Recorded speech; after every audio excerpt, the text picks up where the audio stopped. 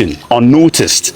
The same thing applies to the herdsmen. When you hear about Fulani herdsmen, they're using them to drive farmers away from their land so that they can continue to push. The US can continue to push through their agencies, their different agencies that they run, to continue to push GMO foods. We have said this thing a number of times. It's just coming to the limelight today. These people are just becoming aware of these things, but this has been going on. We've been saying this thing through our Biafran radio.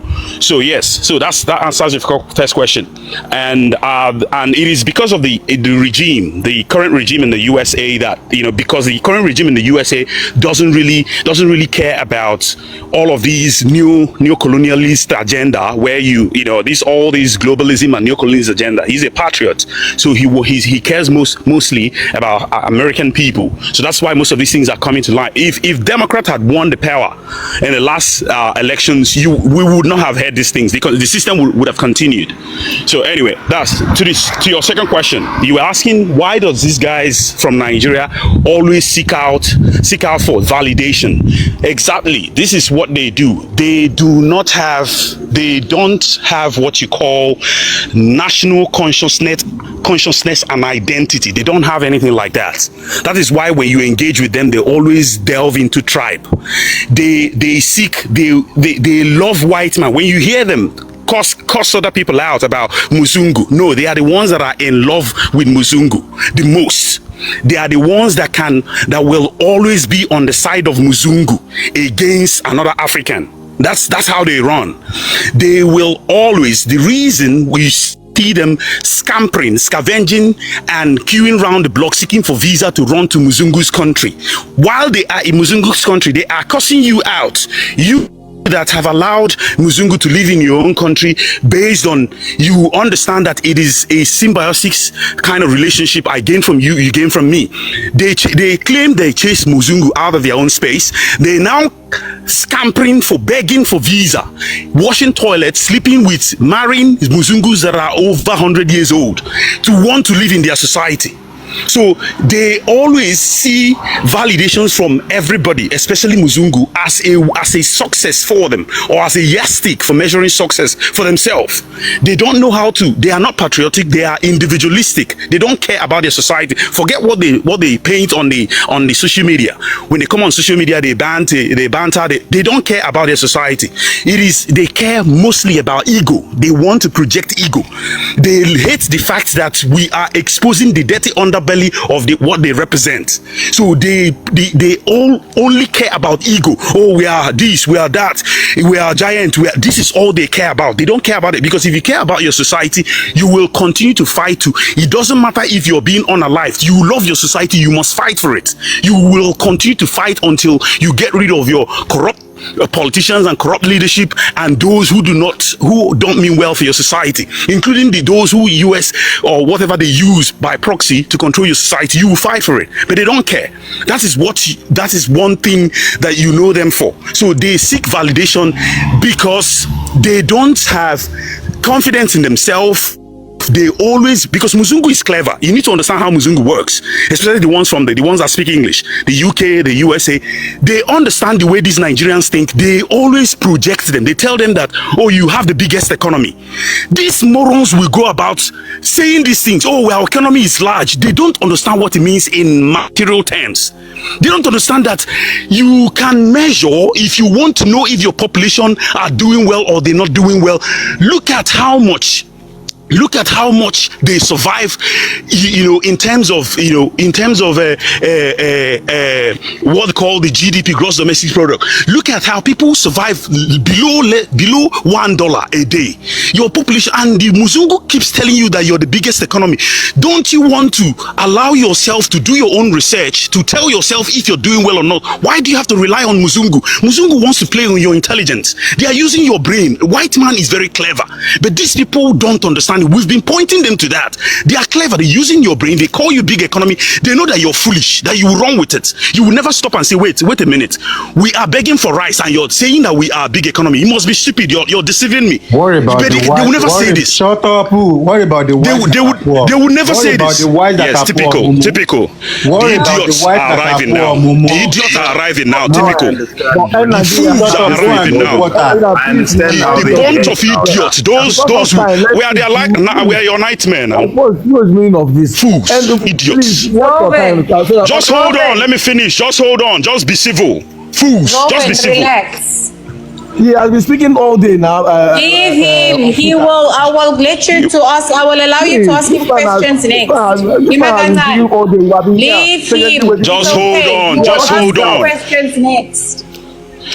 You will ask him questions next. Just relax yourself. Go ahead in Nigeria. All right. I need you to know that just for that guy that keeps interrupting, it is the prerogative of the host to decide when to give you mic or not. You can't decide for them. I want you guys to learn to respect rules. You have problem with staying civil. There's something wrong with you. Now, let me summarize.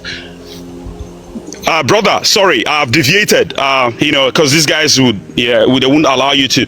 I hear you. Just to summarize what I was saying. Just to also, Linda, just to summarize with what I said lastly, when it comes to leadership in America, and not in America, why must Muhammad Gaddafi? Was it Goodluck Jonathan? Or who would you say was the guy that was there? Chris Hani, who was the guy? There has never been a savior in that sense throughout the history of Nigeria. There has never been. Goodluck Jonathan happens to come into power by chance, but he's not the brightest in the pack. He's naturally the guy is idiotic in every sense. But if you compare him with the rest of the leadership that Nigeria have had, he can be accepted as the only person that makes sense more than the rest of them. So, but if you're trying to compare him with leadership elsewhere, maybe in South Africa or elsewhere, he's a dummy. He's a complete idiot. Anyway, so they have never had any savior in that sense. If that's what you're asking, they have never, because for the simple reason that Nigeria is a fraudulent state. It was created for criminality. The reason why you see an average Nigerian engage in criminality, the country was founded in fraud. It was created purely for stealing. Britain created it as a company for themselves. So they are exploiting. If you go to where we come from, I come from Delta State. If you come to where we come from, lands are polluted, places are messed up because it is purely for business. They created it for exploitation. But when you're educating some of these morons, they don't care about what you're saying. They care about ego. They want to project ego. So that is the reason why a savior can never come out of that place. There is no way, because it was founded in fraudulent practices. Thank you. No, thank you, brother. Thank you for the opportunity. Mojelefe, you said you got a question for Zoven. Yes, ma'am. If I may, I know I took up too much time. If I may ask him a question. Go ahead, brother. Okay. Zoven, my brother, I just wanted to ask you. Sorry, Mojalefe. Moboso, can I ask you to please take over? I'll be here with you, but I just need to attend to something quickly. Take over moderating, please, brother. Oh, okay, cool. Thanks. Okay. So, Zoven, if I may ask you this, I'm not saying this to be condescending or disrespectful to you in any way. I don't know you. I'm not saying this to be disrespectful or any way in such like that's how I mean. But I just wanted to ask you, in South Africa, right? How long have you been in South Africa, and when last did you go to Nigeria? And what are your values as a man? That's it.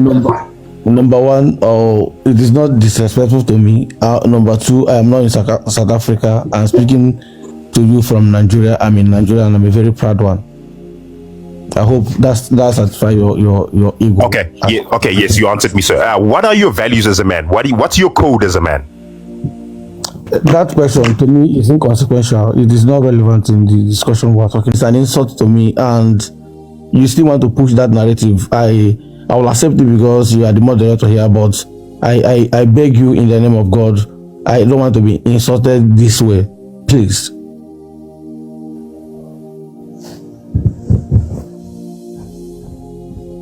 Okay, Zoven. Okay, say something, Zoven, then I'll allow someone next to speak, because I think you've been here for a while.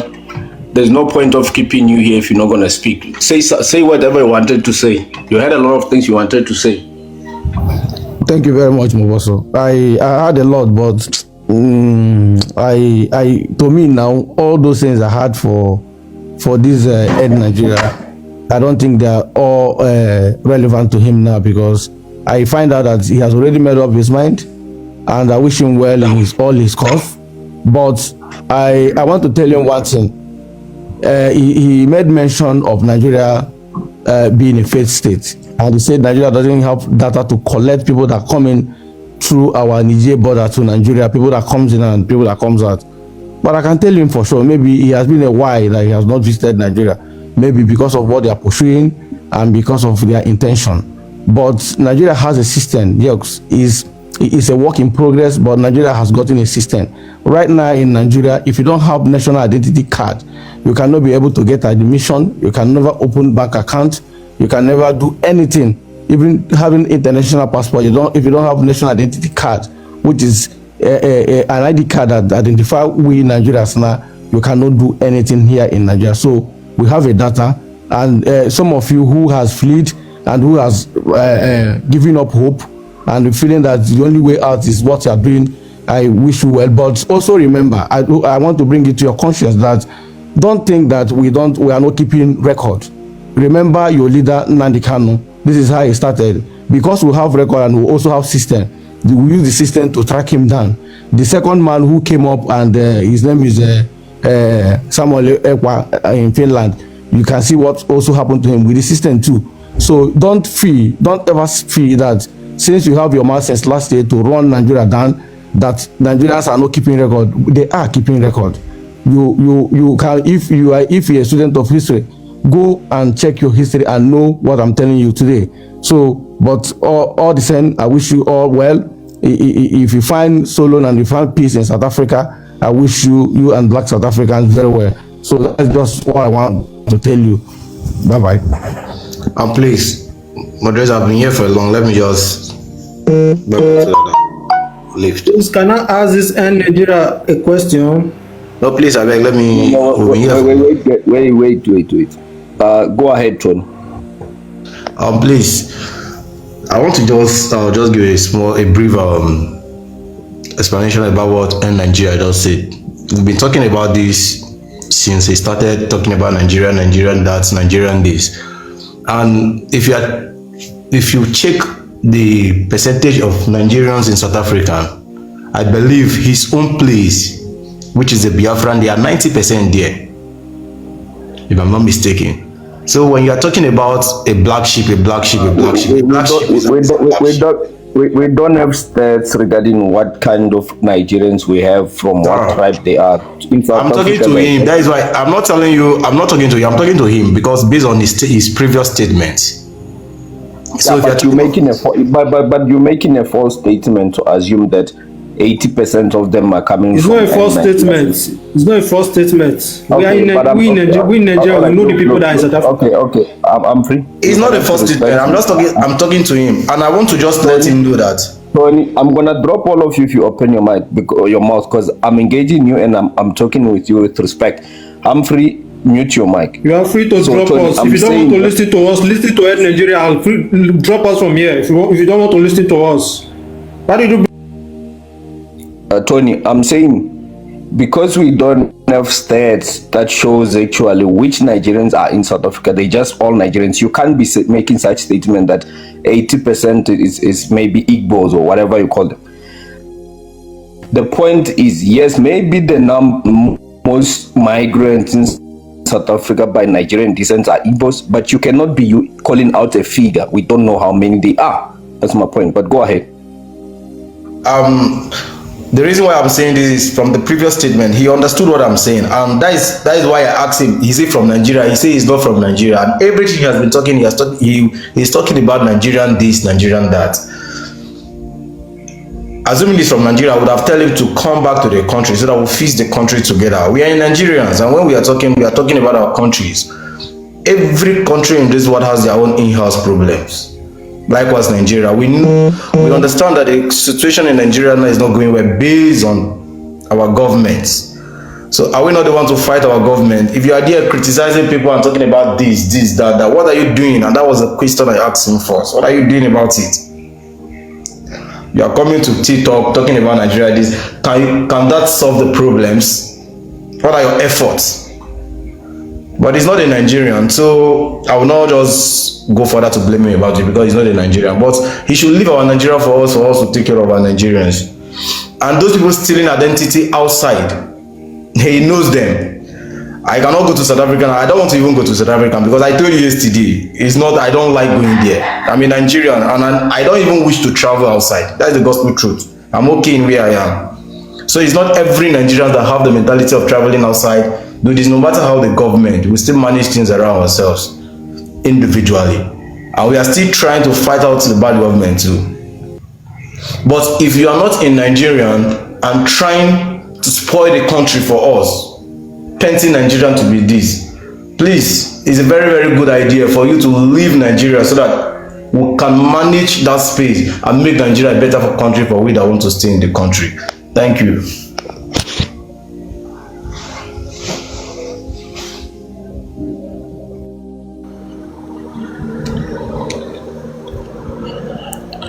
Host, is it okay if I just respond to the guy that just spoke now? Yeah, just hold on, end Nigeria. Something I'm like, listen, Chidima is an Igbo woman. According to her, she should have represented Igbo. That is the truth. You don't go to another man's land and try to represent them to take over their shine. That land have people that should represent themselves. Okay, she should have represented us. Then we would have been there to support her. But going to represent another man and expect us now to come and support her, that I do not even buy into the idea. But one good thing I will say though, I give kudos to the so-called Nigerians that are coming up to defend this, to defend criminality, in as much as they are the most tribalistic human being on the planet Earth, but they are so able to defend them. Oh, kudos to them for that. See, the issue of Nigeria, I heard one guy talking about US aid being the one supporting Boko Haram, and he's now trying to pin the issue of Nigeria to US aid. Guys, Nigeria issue has been before even the US aid came in. It has been there from the inception, from the beginning, from the onset of the country. The issue of corruption, the issue of deceit, the issue of, like, it has no governance. So I don't know why you guys now want to blame the US aid. You just heard the story on the news, but my leader Mazi Nnamdi Kanu has been spilling about this for years. All you guys were able to do was kidnap him, throw him in jail, and call him all sort of names. Okay, and you're now trying to blame the US aid. You should blame your government, blame yourself. You are the reason. And then I heard a guy that says you went into a protest once and they shot at you, and for that reason you guys all went home. Wow, patriotism to the core. So you were shot at once and you decided to go home, but you're willing to run into South Africa and into other part of the world to look for green pasture, but not looking to build your own land. Wow. Patriotism means fighting for what you believe in, even if it takes your life. That is what patriotism means. Okay, if your country is in jeopardy and you want to really build it, you fight for it. You don't run. You fight. I mean, fight. Even if it takes your life, you fight. And that is what we IPOB are doing. We are fighting for what we believe in us.